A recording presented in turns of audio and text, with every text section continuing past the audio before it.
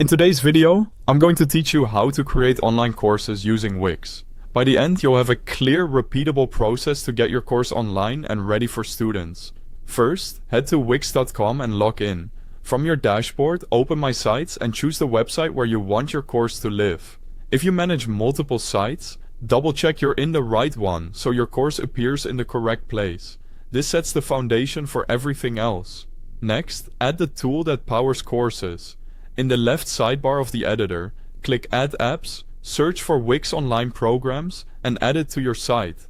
This app is designed specifically for building structured courses with lessons, modules, and progress tracking. If you need it, I've placed a link to Wix at the very top of the description so you can jump straight in and follow along.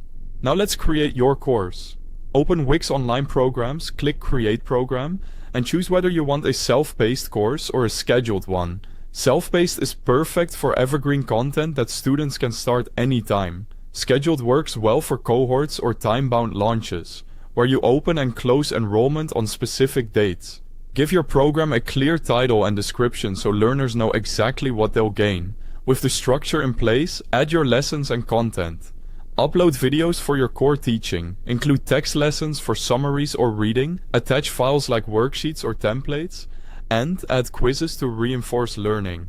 Group lessons into modules to create a logical flow from beginner to advanced. Aim for consistent lesson lengths, use descriptive lesson titles, and keep videos focused. If you have a lot of content, outline the modules first so the course stays organized. When your content is ready, set pricing and access. Decide whether the course is free or paid. If it's paid, connect your payment options inside Wix so checkout works smoothly. You can also control who gets in. Keep it open to everyone. Limit it to site members or require approval. Consider whether you want students to access everything at once or unlock content over time. Before you go live, preview the entire experience. Enroll yourself as a test student.